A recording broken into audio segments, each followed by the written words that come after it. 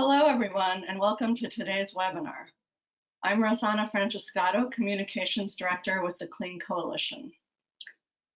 Right about now, you're probably hearing a lot about Earth Day and Earth Month and the actions you can take to lower your carbon footprint. But I think the webinar we're presenting today is unique in that it'll give you really actionable information and details that you can use to make the switch to driving electric in a way that's affordable. Before we get into that, I do want to mention a few quick housekeeping items. If you could go to the next slide, Gregory. We will email everyone the webinar recording and slides within a couple of business days. Also, all of our webinars are archived on our website, clean-coalition.org, under events. If you have questions at any time during the webinar, please go ahead and type them in the question pane at the right of your screen.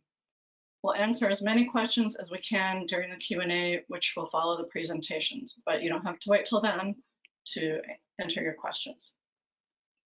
And if you have questions about the Clean Coalition, you can contact me at rosanna@clean-coalition.org.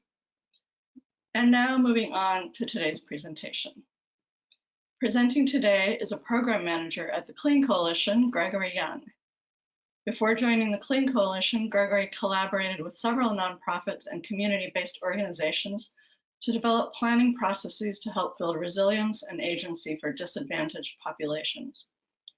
Gregory received a BA in psychology from the University of Colorado Boulder and an MA in urban sustainability from Antioch University, Los Angeles, focusing heavily on the world's dual challenges of climate change and inequality. And Gregory has actually gone through the process that he'll be describing today, so he's intimately familiar with both the challenges and the opportunities. So I want to remind you that you can type your questions anytime in the question pane, and we'll get to as many of those as we can at the end of the presentation. And we will send everyone the webinar recording and slides within a couple of business days. And now it is my pleasure to turn the presentation over to Gregory. Hello, everyone. Thank you, Rosanna, very much for the introduction. Again, my name is Gregory Young, and I'm very happy to be here, really happy to be here today to talk about my experience. I was able to go through the process of leasing an electric vehicle and the research process involved in choosing which one is right for me, and all of the grants and rebates that are available that I qualify for. And I did all this through my own, time, outside of work hours, and found the process so valuable that I wanted to share it and allow others to follow in the footsteps and avoid any of the confusing processes and steps that are out there, and really kind of streamline that for them in the understanding that this is very possible, and that EVs that are currently available in the market are quite amazing. And so to kind of move forward from that, I was able to lease an electric vehicle just in 2020, at the end of 2020, and timing wise, it turned out to be quite convenient, because I was able to adopt a puppy at the same time. So you'll see here in this photo, I'm very happy to share the vehicle that I leased, which is a Chevy Bolt all electric, battery electric, and then also me holding the puppy. So it was a great day. Both occurred on the same day. Within several hours of each other. The dealership processes take a while, so I was able to get it all done in a single day, and I was home by the end with the puppy in a car. But more importantly, I'm going to be reviewing the steps today that it takes to go through acquiring an electric vehicle using the grants and the rebates that are available. But first, reviewing a little bit about the Clean Coalition. Our mission is to accelerate the transition to renewable energy and a modern grid through technical policy and project development expertise.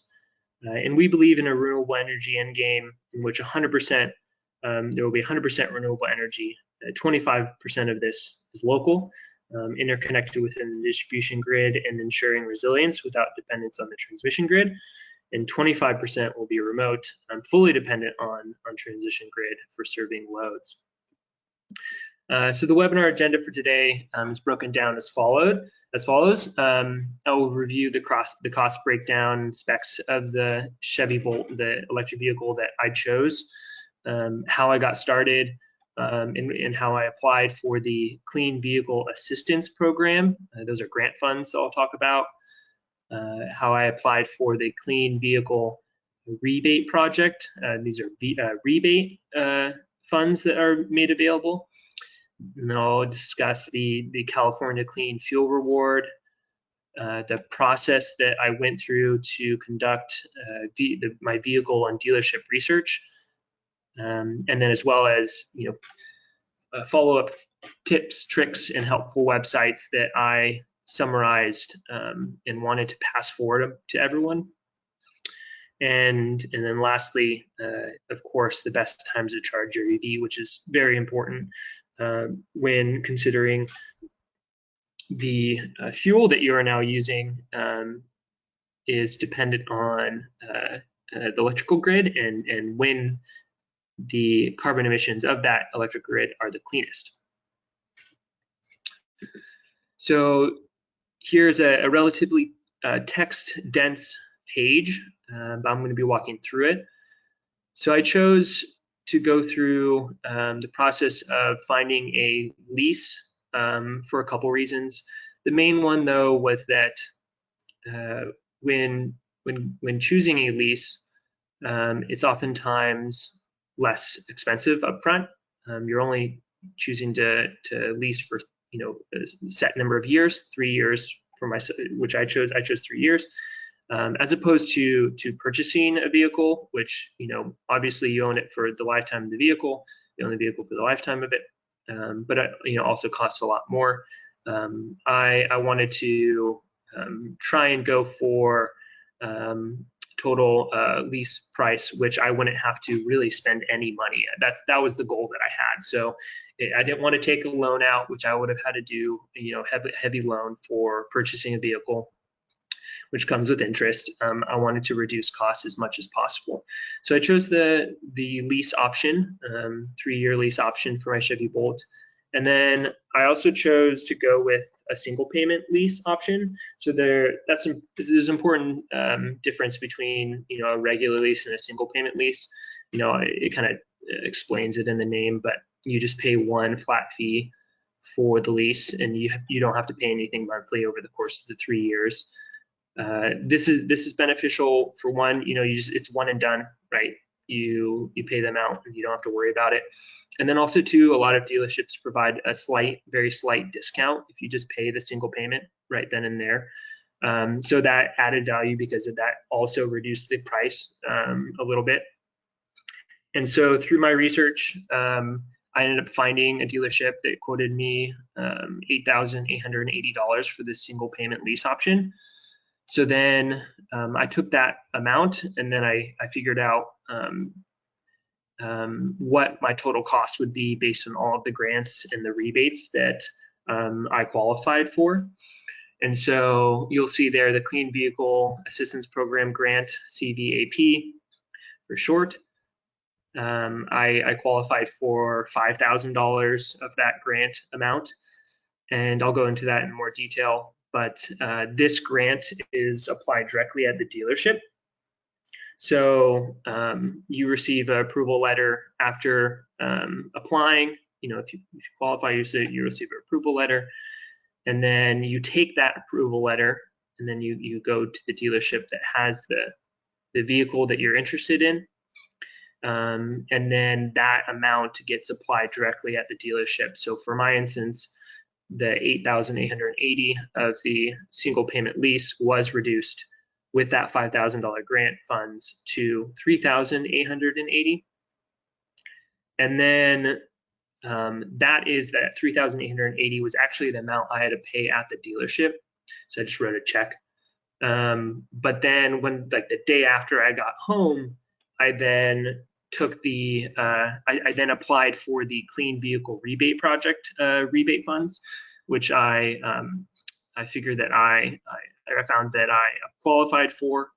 And then since it's a rebate, since they're rebate funds, after you apply, you then get notified via email whether or not you qualify for it, whether or not you're approved for it. And then you receive those funds via check, several months after you're approved. So while I did have to pay some money up front, I knew that within several months I would be reimbursed for the remaining. And so the remaining ended up turning a net positive of $620, which was quite beneficial considering now I could use those extra funds towards other things. And I wouldn't have to essentially worry about any costs throughout those 3 years, obviously other than car insurance and possibly tire rotation and tire changes. Since it's an electric vehicle, it's a battery electric vehicle, there's no oil changes to worry about. And then also since it has regenerative braking on it, I rarely use the brakes, and so the lifetime of the brakes increases dramatically. And so I probably won't have to change the brakes in those 3 years. A very high chance that I won't have to. And then, so it came out net positive at $620. And then along with the $5,000, CVAP grant that was applied at the dealership, after I leased the vehicle, I also qualified through that program for $1,000 to $2,000 in EV charging credits for the purchase and installation of a level 2 EV charging station for my home, or for my home. And so I didn't factor this into the net positive $620 because it's not directly involved with the purchase or the lease payment. So, but these are extra funds, right? So now when I'm driving around and I need to charge my vehicle, essentially I'll be able to charge $1,000 worth of miles until that runs out. And at the current rate, unless I take some serious road trips, I don't foresee myself using all of that up in 3 years, which is great. Further cost reduction. And then there's some specs here. I'll go into more detail as well as with other vehicles, but the range of this Chevy Bolt is 259 miles, which is a great distance. So the Clean Vehicle Assistance Program. So there are vehicle types and grant amounts that this grant program makes available. First one being battery electric vehicle, so BEV for short. As many people probably know, this runs on electricity only. Charging is much cheaper than fueling up with gas and far better for the environment. The CVAP program makes $5,000 for grant funds available, depending on your income And then they also make the charging grant that I mentioned, up to $2,000 available for this vehicle type. The fuel cell electric vehicle is another one. Runs on hydrogen, emits no tailpipe emissions, only water vapor and warm air. Up to $5,000 of grants or of grant money is available for this vehicle type, depending on your income, of course. But there's no charging grants available through the CVAP. However, some dealerships do offer some sort of complimentary fuel, amount. I recommend looking further into that if you're interested. But and then the other vehicle type is the plug-in hybrid. Runs on electricity and uses gas as a backup. The more you use electricity, the more you'll save money and reduce pollution. $5,000 is also available for this vehicle type, and charging grant is also available for this vehicle type. And then there's the last vehicle type is the hybrid electric vehicle. It runs on gas, uses electricity as backup. The extra power from electricity means the hybrids are very fuel efficient and will save you money on gas. The grant amount available for this vehicle type is less. It's actually $2,500, and it also depends on your income. And then, of course, the charging grants is not applicable for this. So I'm sure you're curious, what is the qualifying income for this grant? So it really depends on your number of people in your household and then the maximum gross annual income that your household makes. So the number of people, if it's just yourself, it's $51,040, and you'd qualify for the $5,000 for battery electric and hydrogen and plug-in, and then $2,500 for the hybrid. And then when I actually received the approval letter for the CVAP program, I also received a vehicle checklist. So once you receive the approval letter, they want to make sure that you're choosing the vehicle appropriately, and that you're then able to get the vehicle you want. So they make it clear to you which categories in this checklist is needed to be checked to proceed. So any of the vehicle types I mentioned before, hybrid, plug-in hybrid, battery electric, fuel cell, has to be one of those. The vehicle has to meet a minimum combined miles per year and BG ratings, and you can use the chart below for that, also available on their website.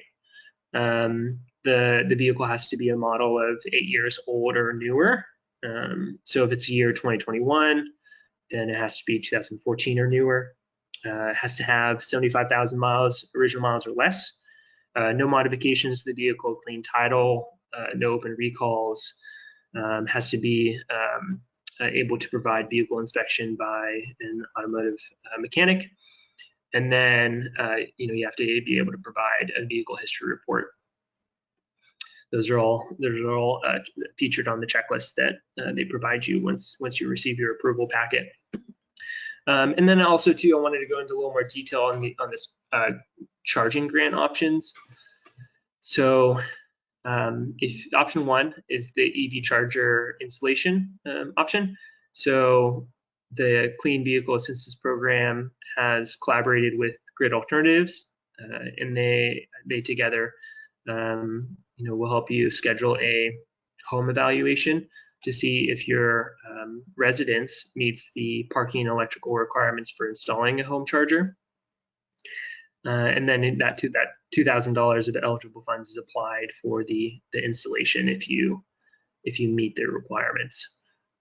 And then the option number two is this public charge card that I mentioned before. I actually chose this option because the electric vehicle charger installation is not applicable for my home, my residence, and so I chose this public charge card of $1,000. And so directly through EVgo, I was applied with the help of Grid Alternatives and CVAP, the CVAP program. I received an EVgo charge card, and through their company, you can actually receive the $1,000 through their app as well, which just sits on my phone. And then if I have the card in my wallet, I can use either. And this $1,000 goes directly towards the charging at either EVgo or ChargePoint stations. Those are the two most abundant. Those are the two companies that feature the most abundant charging stations across the U.S. So your charging options to use this $1,000 is actually quite large and vast. So it's extremely helpful. And then you also are given the option to receive a free low speed level 2 portable charger that's compatible with 240 volt outlets in workplace or alternative locations. How kind of the levels of charging works, for those who aren't familiar, level 1 is the lowest and the slowest. And if you're to charge your electric vehicle using level 1, it's usually in a 120 volt outlet of your home, and it's considerably slow. To charge a full battery, it can take multiple days. But the level 2 option, which can be installed at your home, or you can get this free low speed level 2 option. That's much quicker. It can charge over your vehicle overnight fully. And then level 3, which is the fastest, great for road trips, takes a little over an hour to fully charge your vehicle. And while my vehicle has over 250 miles of charge, if I wanted to go on a road trip, right, and stop every 3 to 4 hours, that makes sense because my vehicle can drive pretty much that distance. I'd probably want to stop every 3 to 4 hours to stretch my legs, to get something to eat. So for that reason, if you plan it correctly, you can really make it efficient. So one thing I really wanted to highlight, and this actually just was announced, a couple weeks ago, that the CVAP program actually just closed it just became closed to new applicants, and a reservation list is now in effect. So kind of a little bit of unfortunate news. There is no information about how long this will last, but it could open up again, given funds are made more available.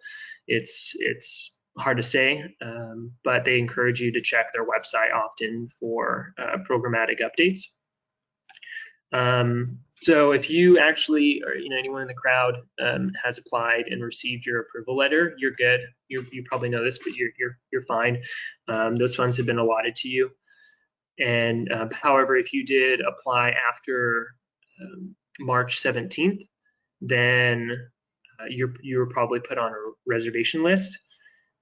Funds aren't guaranteed to you at this point, but if somebody who was approved for the grant and received an approval letter and chose not to use those funds, either they did not use those funds within the dates that were allotted to them, or they just foregoed their funds, they chose not to use them and let the program know, then those funds then get rolled to the person in the next position of the reservation list. So if you're on the reservation list, hang in there. And then they completely close to new applicants starting April 8th. So this is relatively new, and really hope that funds become more available for this program. So that is the California Vehicle Assistance Program, or the Clean Vehicle Assistance Program. Then there is the California Clean Vehicle Rebate Project, so CVRP. This rebate program is different from grants. With rebates, they apply, again, as I mentioned before, they apply not at the dealership, but after. You have to apply for them and show proof of the lease in order to apply. It's like you submit the lease to in the application.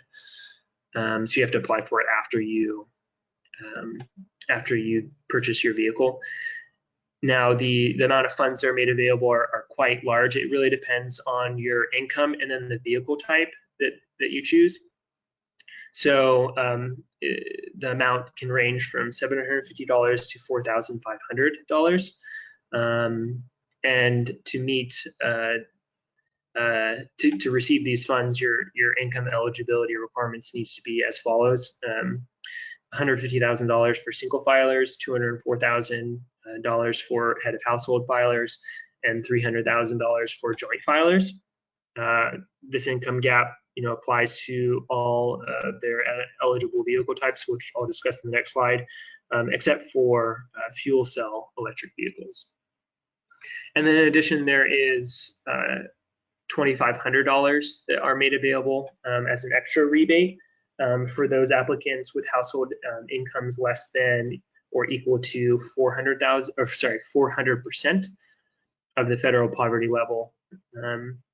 So if you're an applicant who claims a dependent, you're actually not eligible for these increased rebates, regardless of your income. These increased rebate amounts are available for fuel cell electric vehicles, battery electric vehicles, and plug-in hybrid electric vehicles. And in my research, I knew that I wanted to pile on, right, as much of the grant or rebate funds that are made available. And so doing so, I wanted to create kind of a list of vehicles, eligible vehicles, that I could choose from. So starting with the Clean Vehicle Rebate Project, I created a kind of a table here. I'm sharing it now. Vehicle model types, whether or not they need to either be used or new vehicles, the price of the vehicle, and then the range that the vehicle has in terms of being electric or gas powered. So here you see all battery electric. These are all the models that the CVRP program lists as eligible vehicles, whether or not they need to be new or used, their price, and their range. Here are plug-in hybrid electric vehicles, $1,000 for these type of vehicles, and their model type, whether they need to be new or used, their price, and then their range in electric as well as their range in gas. And then also hydrogen fuel cell vehicles, in which $4,500 of rebate funds are made available. Their model type, whether they need to be new or used, their price, and then their range. And then lastly, there are some zero emission motorcycles, which the CVRP program makes funds available to. So 750 rebate funds are made available to these type of zero emission motorcycles. And I didn't include their prices or range because there's quite a few of them. I just wanted to mention them here in case anyone wanted to research further. All right, so another incentive that is made available is actually the California Clean Fuel Reward. And this is a little bit different from either of the grant or rebate programs I mentioned before. This is something that is kind of like a blanket incentive. And what I mean by that is that it's applied at the dealership. You don't have to apply for it at all. There's nothing that you need if you're looking to get if you're looking to purchase or lease a battery electric vehicle, a plug-in hybrid, or a plug-in hybrid. There's nothing that you have to do to get these funds. The dealership should automatically apply these funds to the cost of your vehicle. And $1,500 is made available for this. So I didn't factor this into my total cost because it's just something that was provided. And these funds, they're upfront, they require no paperwork, as I mentioned. It's a great step forward, I think. And this is what I believe we need, more of these type of funds. And I kind of believe this is what the federal incentive should have been in the first place. It's a great way just to reduce the cost right then and there with a little effort to your research process or to your life, really. So given all this information, I wanted to zero down, really kind of narrow down the vehicles that meet my personal requirements in order to minimize costs and maximize the range of the vehicle. Those were the really two most important things. I knew I wanted a battery electric vehicle. I knew I wanted it to be, a new vehicle. And I knew I wanted, at least 250 miles of range. and of course, the lowest price possible. So, really minimizing the cost and maximizing the range was the important goal for myself in my research. So these are this is the ranking system I put in place, so 1 through 4 here, and I chose this in order to sort through all of the vehicles that I'd shown in the previous slides and all of the funds that are made available. So this slide relatively dense as well. As Rosanna mentioned earlier at the beginning of the presentation, this whole slide deck is going to be made available to everyone on our website. So if you want to take more time to look at this in more detail, it's going to be made available. But to show you kind of what I have here, I'm going to highlight a couple of things. So I listed in this chart the vehicle company of all of the. So this is all of the vehicles that are made available through the eligible vehicles that are made available to the CVRP program. So the vehicle company here listed on the left, the vehicle name, whether or not it's a hybrid, battery electric, plug-in hybrid, or hydrogen. The electric mile range of the vehicle, whether it's a new or used vehicle, the MSRP value. So this is taken just straight from the vehicle's website, the vehicle company's website. And then whether or not these vehicle types meet the CVAP program eligibility, the CVRP eligibility, the CVRP low income eligibility, as well as the CCFR, the California Clean Fuel Reward eligibility, and then the total if they meet all of them. And then what I did is then I took the MSRP costs and I subtracted the total grants that these vehicles qualified for. So as long as you qualify for these grant and rebates, then this would make sense here. And so you'll see here that I ended up sorting. The reason why the rows are organized in the way that they are is because I ended up sorting based on my 4 interests that I explained in the past slide. Whether or not the vehicle was a battery electric, had over 250 miles, it's a new vehicle, and the lowest price. So these are the results at the very top. This would be portrayed to my most interest, the highest interest of mine. And the one thing that needs to be noted, and this is super important, and why it's highlighted in yellow below, is that the total cost does not factor in dealership incentives, which oftentimes reduce the MSRP value of the vehicle. And really more importantly, a lot of vehicle companies, this is mostly for Tesla, they do not provide dealership incentives or single payment lease options, and then they also do not allow you to purchase the vehicle at the end of the lease.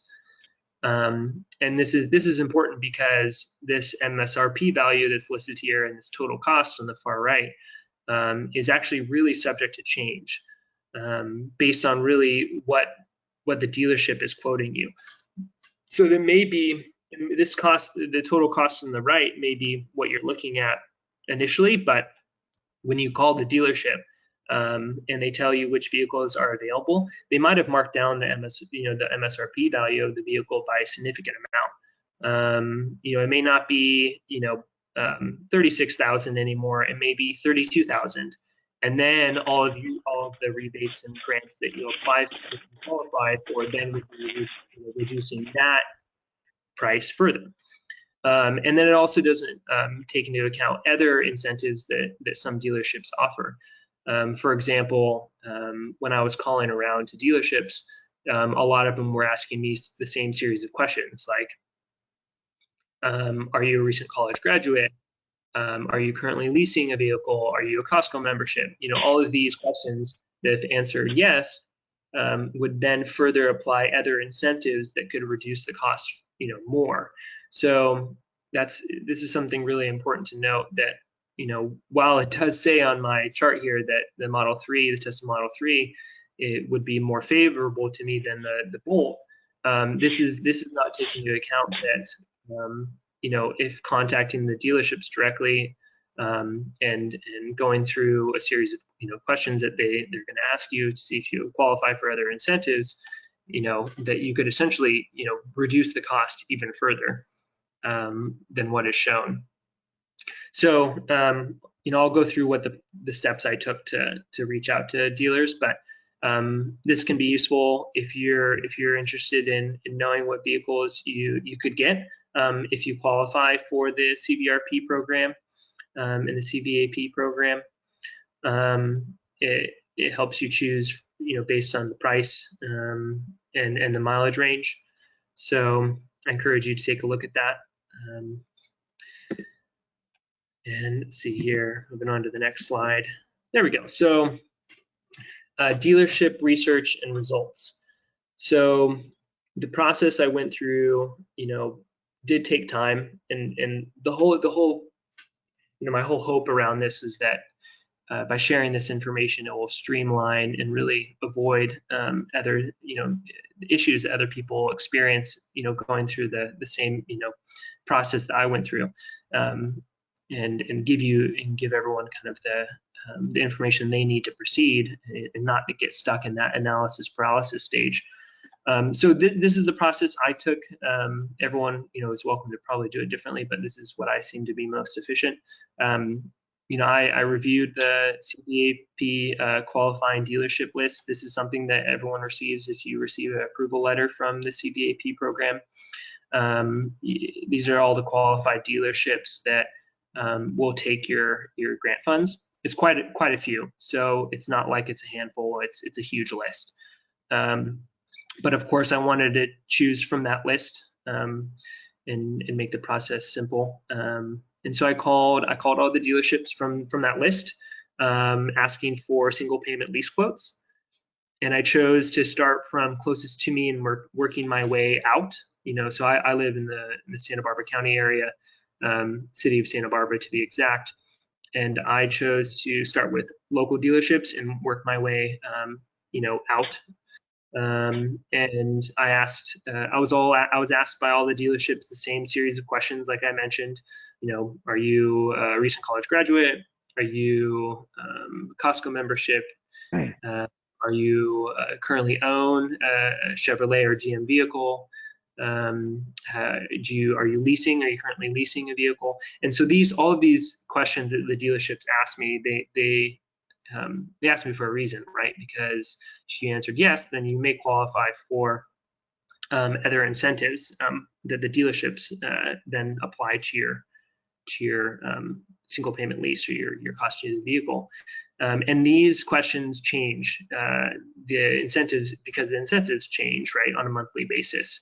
So if you're going through this process, I recommend, that's one of my recommendations, is that check monthly to see which incentives are available, because they change often.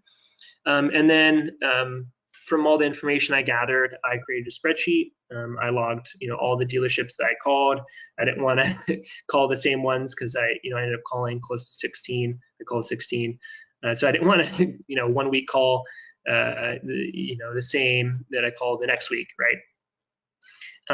And then I also listed their addresses, the single payment lease quotes that they provided me, and then the vehicle kind of specs. So, right, what colors were available, and then any kind of packages that were available.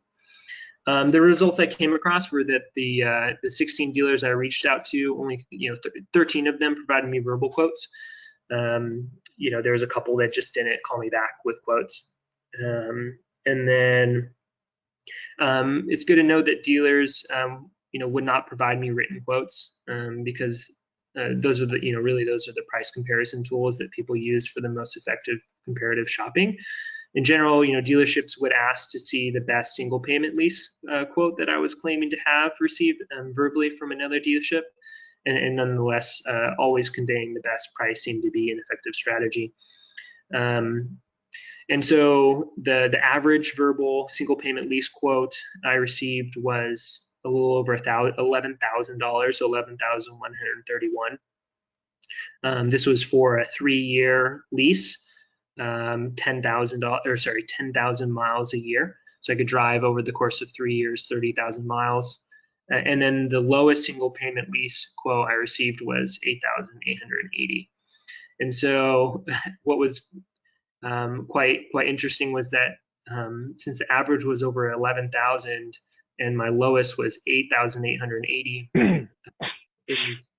it was interesting to then share the lowest single payment lease quote I received with other dealerships that quoted me a higher, because they would oftentimes ask for a written quote, because they would just, I would say, I could say any amount that I wanted to, and so they wanted to receive proof. And I was like, well, no one is giving me a written quote. So that's something to keep in mind as well. It's important to try and get those written quotes if you receive a really good deal and you wanted to have another dealership match it. The 8,880 quote that I received for the single payment lease was from a dealership located up north near Sacramento. And that's actually considerably far away from Santa Barbara, right? So, you may be asking, like, why did I choose to search that far up? Was I just not finding any good deals close to me? And the answer was actually that while I was looking in a proximity close to me, I was also looking for dealerships, or Chevy Bolts up near Sacramento, because that was where the dog I was gonna adopt was located. So I kind of had these two center points that if I could time it right, I could do both together. And luckily, I was able to find this really low single payment lease quote in the same location that the dog was going to be. So I chose to do that all in the same day. So some tips and tricks. Like I mentioned, regularly check the CVAP website in case more funds are made available and the application process opens back up. One important thing, if you do have the CVAP grant confirmation page to lease the vehicle, I recommend that you ask for a copy from the dealership, because they have to fill out their portion of the grant confirmation page. And it's good just to have that in your records. As I mentioned, check back often with qualified dealerships for new incentives. And then this is another one, when getting quotes from dealerships, I just recommend, not disclosing any grant or rebate funds that you may qualify for. Dealerships can sometimes be a little bit sneaky, and if they hear that you may have, more funds available, if you can afford more, they may not show you the best price they can offer. And then, of course, expect to pay some sort of disposition fee of around $300 or $400 when you return your a leased vehicle. If you're purchasing a vehicle, obviously this does not apply. But if you're looking to lease, after 3 years, when you return the vehicle, like I myself will have to return it in 3 years, and I'll be able to return it to any GM dealership or any Chevy dealership. But I'll probably have to pay around $340 to return the vehicle. And this is mostly so that they can then turn around and sell it. And then, of course, this last one's very important. So as community choice aggregators, or also known as community choice energy, become more prevalent, they are starting to offer vehicle incentives. So if you are located in a service territory that is served by a community choice aggregate, then I recommend looking at their website to see if they're making any electric vehicle incentive funds available for you. One example is MCE, which is currently offering $3,500, and 3CE, Central Coast Community Energy, which is providing up to $6,000 for their customers. Some of those funds are obviously based around income levels too. However, it's also important to note that these incentives from CCAs are quickly being depleted. So, some people are saying, if you're looking to apply for the CVAP program, which is currently, the application process is stopped, it may be valuable for you to try and proceed so that you can get some of these CCA program funds, vehicle incentive funds, that may also be being depleted. So, I suggest looking into those funds and seeing whether or not it'd be good for you to jump into those instead of wait until the CVAP program opens back up again. And since I live in the city of Santa Barbara, some may be asking, like, why didn't you apply for the 3CE funds, since that's a service territory in my area? Actually, the city of Santa Barbara is going their own route for CCA. They're not in the 3CE program area, so I didn't apply. I didn't qualify for those funds. However, if you are in a 3CE, if you are in the 3CE territory, you may still not qualify, because they're only making the incentives available for PG&E customers. So there are some fine details that if you're trying to figure out, I recommend looking on their website. And then kind of lastly, it's really important to know, of course, when to charge your vehicle. It may seem like it may be the most convenient or the cheapest to charge in the middle of the night, but it's shown through the California Independent System Operator graphs that I've shown here that it's the cleanest to charge during the day, the 10 to 2 hours, the peak solar times. The graph on the left is the renewables trend. That orange curve is solar peaking, during those 10 to 2 hours, those middle of the day hours. And then the middle one is the CO2 trend. So the CO2, obviously drops significantly during those same hours. And then on the net trend. So daytime charging is extremely important to ensure that EVs are beneficial to the grid and environment. In fact, weekend daytimes are the very best times to charge, because weekend loads are lower by about 10%. This means that fewer of the dirtiest power plants are needed, because those are the last plants that are allowed to run, which in turn results in cleaner energy on weekends from lower demand. And this goes beyond EVs as well. So that all flexible loads should be ideally targeted for daytimes, centered around noon, including electric dryers and dishwashers. And even further, most of your California's wasted renewable energy is solar. Hence the need to shift loads to daytime hours. So you'll see here in April of 2020, in this graph, there's about 318,000 unused megawatt hours from solar and wind. And this represents really lots of EV charging that could have avoided using dirty energy generated during non-daytime hours. So you may be getting an EV, and that's great. It's all one step further. There's one step more to reduce your carbon footprint, and that can be choosing to charge during those peak solar periods. And then lastly. Here's the graph. I forgot to move forward. But yeah, so this is the unused megawatt hours from solar and wind that I was talking about before. 318,000 is from solar and wind during April. Oh, and then lastly, here's some helpful websites. A lot of the programs and websites I mentioned before are listed here. So you download this presentation, you'll be able to find direct links to them. Lastly, yeah, if you have any questions, here's my email, as well as a picture of Quest helping me prepare for this presentation and actually write a blog post on this. So here's for your viewing pleasure. And yeah, feel free to email me if anyone has any further questions about the process I went through. And any advice, I'd be more than happy to help. So that's it. Thank you very much for tuning in, and I'm going to pass it back to Rosanna. Great. Gregory, thank you so much for this excellent presentation. And I see people are asking about the slides. The slides and recording will be emailed to you within a day or two.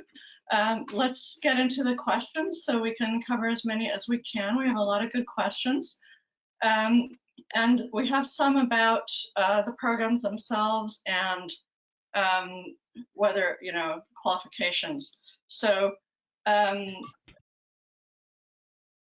when you say you wait to see if you're qualified to receive the CVRP, what are the prerequisites to do so, and how likely is it to fail? So when you're waiting, what are the issues that they're looking at? And people are also, that question is from Gunter Neck, Engineering Director of GPN Energy Services. And a few others are asking about the factors involved in qualifying for each of the 3 benefits. I think you covered a lot of that, but what's involved in that wait? Yeah, of course. So thank you for your questions. So the main thing really is for the CVRP, the rebate program. So those rebate funds that you would receive after you purchase, lease your vehicle. The qualifications that are needed is those income qualifications I listed. I'm going to just trace back. Sorry for the quick moves there. The income qualifications listed here. And so what you're really waiting to see what you're approved for is whether or not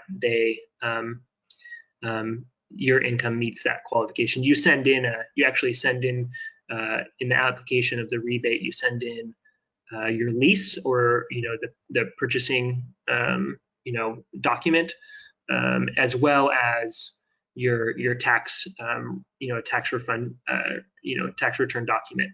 So you send those in, and then they actually take time to review that, and then you'll receive an approval letter, and whether or not you're approved. I will say up front that the Clean Vehicle Rebate Project, while it does provide significant funds, kind of takes a little bit of time. Now, if you're patient, that's great. It can take several months for you to receive those funds. So I applied at the end of November, and I just like 1 week ago received their approval letter, and then I don't expect to receive my check for the funds, for the rebate funds, for about a little less than 90 days. They say 90 days, but I think that's just a buffer for them. I imagine it will be less than that. So yeah, so I'm really just when you apply, you're just looking to be approved based on your income, in which you send in a tax return document, and then there is some time to wait. So hopefully that answers your question. Yeah. So Gregory, it sounds like you had to wait a while, but you were pretty confident based on the qualifications, because it's really just, like your income, that you would qualify, right? Yeah, exactly. That's the only thing that determines it. Yeah, and I just want to mention a comment here from Ariane Erickson, Carl Napko, EV manager at Actera, who says that the Driving Clean Assistance program is still accepting applications for Bay Area residents only, so this may depend on your location. And that brings me also to a couple other questions. Mesa Metcalf of Clean Energy Economy asks, is this in California? And I know that a lot of these are. And also our Kathy McClung, academic researcher at NAEP, APUS Student Chapter, asks, are these strategies applicable, generally speaking, on a federal, national, or state-by-state way? And I think there may be different answers to different ones, but maybe you can cover that in general. Yeah, so this is all California based. So yeah, as shown here, this is a California Clean Vehicle Rebate Project. So same thing for the Clean Vehicle Assistance Program. That is, I believe that is federal. So some of them are state and some of them are federal. Great, thanks, Gregory. Yeah, so it's kind of a hodgepodge of different incentives and rebates, which is one reason, as Gregory mentioned, that he put all this together, because it is a lot to navigate. We had a couple questions about used EVs, and I know you did cover that, but I want to make sure we're clear on that. Wayne Bader of Sutter Health asked, so these incentives are available for used cars of these types. And Bob Coleman, sustainability specialist at the city of Chula Vista, also asked about the CVAP and CVRP for used EVs. I believe one of your slides mentioned they can be used, but back to a certain year. So maybe you could just clarify that. Yeah, and actually, I misspoke just moments ago. So yeah, the CVAP program, sorry for the confusion, the CVAP program is California based. So these are all, actually, as I mentioned, these are all California based. So I apologize for the confusion there. And then in terms of the used question, yeah, so they can, some of them can be used. If you're looking to combine rebates and grants, because the CVRP, the rebate project, provides you a vehicle eligibility list, then I chose to just start with those vehicles because I knew that those were the ones that I had to select from, and then I knew that those would then qualify me for those would also qualify for the assistance program funds. And so yeah, used vehicles are also applicable. I'll just go to this chart. These tables here have whether or not they're from the CVRP program, whether or not they can be new or used. And then in my final table here, I actually list that as well. And so some vehicles, if you wanted to purchase it, this chart has nothing to do with leasing. This is all purchase, MSRP value. And so if you wanted to purchase the vehicle, some of the vehicles, you could actually use the grants and rebates to reduce the cost to a pretty low level. Even here, if the used vehicle prices that I've listed here, can fluctuate.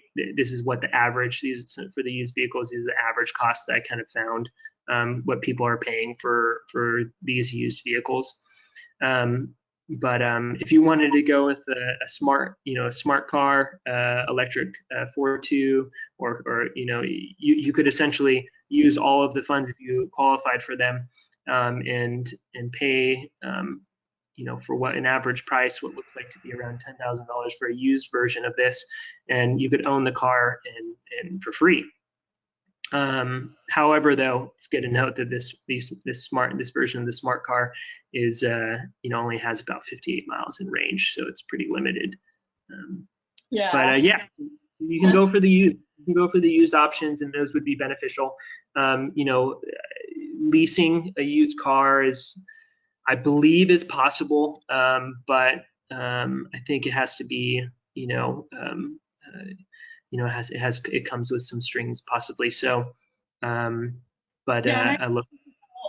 Some people might be interested in buying, and here's a follow-up question that's related from Bob Perry, principal consultant at Synergistic Solutions, who also says great info, Gregory. But he's wondering if there's a way to determine the likelihood of CVRP approval, but also if you buy a used EV, is there a way to determine if it's still eligible or if it has already applied for a grant by the original owner? So are there restrictions on the used cars? And I know you were focusing on leasing, but do you know what the answer would be to that if you bought the used EV? Yeah, good question. To my knowledge, it has nothing to do with whether or not, it doesn't have anything to do with whether or not the previous owner has received, for a used vehicle, whether or not the previous owner received the rebate funds. I think it just depends on, all this is like whether or not you qualify for it. So if you meet the income requirements, then you could, receive the rebate or the grant funds. Of course, I chose to go the new route of the vehicle. If you're interested in going the used route, then that emailing the CVRP program would probably be your best bet if you wanted to find out more information about that process. Yeah, to my knowledge, you could still qualify for these grants and rebates. for Great. used vehicles. Thanks. We're at noon, but I'd like to go on to a few more questions. And the next ones are about charging. So you had talked about the prepaid charging amount could be as much as 2,000. How do they determine the total amount? That's from Ariane Erickson again. And someone else, Mark Mortensen, a volunteer researcher at FOCAP and WeCan, asked, it seems like an equity issue with up to 2,000 charging funding options for home installation, but only 1,000 for the prepaid charge card, which is most likely for apartment dwellers. So what are your thoughts on that? So, one is, how do they determine the total amount when it could be as much as 2,000? And then what do you think about that equity issue?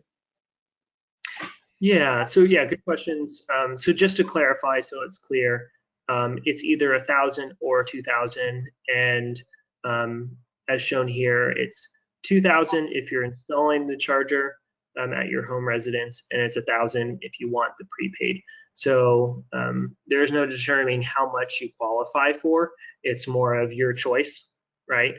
And your choice obviously is dependent on whether or not you can install an EV charging station at your home. And so yeah, that can be an equity issue. If you can't install one at your home, you're forced to go with the public charge card. That's a good point.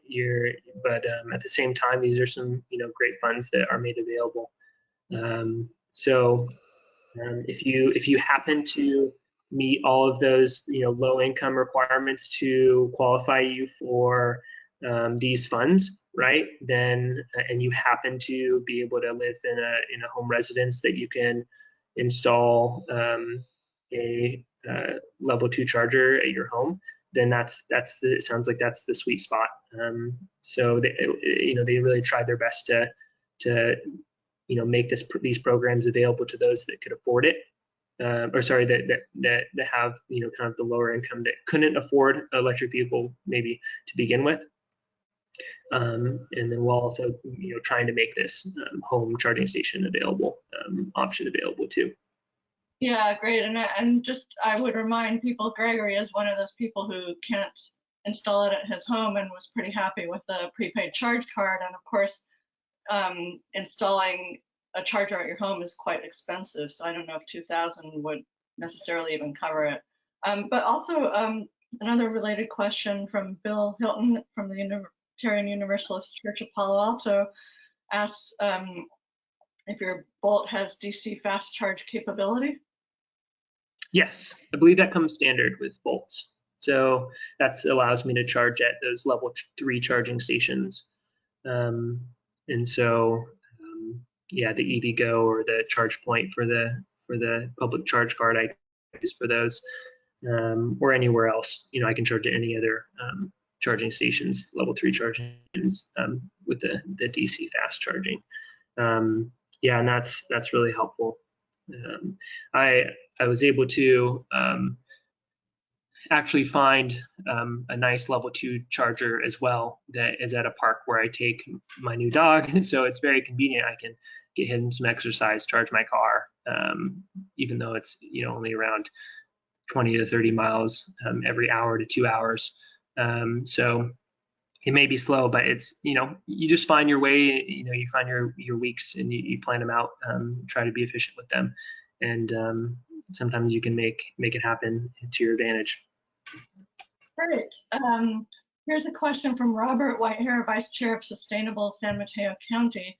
I think you kind of covered this, but he's asking what is to prevent a dealer or manufacturer from raising the price to match the rebate? And I know you mentioned, kind of not giving them too much information, but clearly they're also getting the information about what rebates you qualify for. So how did you deal with that? Yeah, there's really nothing, I guess, stopping them. I think that would just be very unfortunate if they did. A lot of them claim that they're not going to. They list a lot of the cost of their leasing, their available lease vehicles that are available to be leased online. So that's a good way to start, is that they show you that price right then and there. Yeah, I mean, the best is probably just to come at it, ask for a quote without mentioning them too much, telling them too much information about what you have, what you qualify for. All of them really know about these programs by now. When I was, going through the process, some of them didn't. I actually surprised a few when I ended up telling them about it after they quoted me. So, you may find a couple that just don't know about it. You have to inform them. When you of course go through the purchase or the lease, process. But that shouldn't stop them from allowing you to do it, of course. So, if they're on the qualified dealership list of the CVAP program, then they obviously know about the CVAP program. Because the CVAP program is their reservation list is now at full capacity as well. They've closed their application process. That it's popular, it's super popular, and because the CVRP, the rebate project program, it takes a significant amount of time to go through that process. I imagine it's because they're receiving a lot of applications, so they have to go through all of those, and so it's well known now. So yeah, but my only comment to that is just share the information, that the only information you need to share with them. Yeah, sounds like you didn't run into that problem anyway, so that's great. I'd like to move on just to a couple questions about leases, and maybe we can end after that. Kim Springer of San Mateo County asked what happens after the 3-year lease. And I know that you mentioned that there is a fee that you have to pay, but is your only option turning it in? Do you have an option to buy? Do you have an option to renew your lease, or what else can happen at the end of the lease? Yeah, great question. So yeah, thanks, Rosanna. As you stated, there is I was warned that there is a disposition fee that they'll charge around $300 to $400, which then goes into which then allows them to then resell the vehicle if you wanted to return the vehicle then at the end of your lease. Another option is, I could purchase the vehicle at the end of the lease. I imagine that I'll be given that option, and they'll provide me a value of what I'll have to pay if I wanted to at the end of that lease, if I wanted to own it. And of course, too, keep in mind that because it's a lease, there is mileage restrictions on it, and that's how they keep the value at high, is that they put restrictions on how far you can drive. So I have 10,000 miles. I can drive 10,000 miles a year, so 30,000 miles total on the vehicle. If I drive over that, then there'll be fees that would be put on at the end. So not only I would have to pay the disposition fee, but I would have to pay this this fee for driving over the allotted miles. So that's something to keep in mind as well. And that's great. Greg actually covered our next question from Bob Coleman again. So thanks for covering. That's an important point. Yeah, I think obviously these days people are driving less than ever, so that seems like a good amount. So let me just throw in one last question for you. Why is the Toyota Prius Prime plug-in hybrid not listed? From Donald Ravines, coordinator of NC Chem.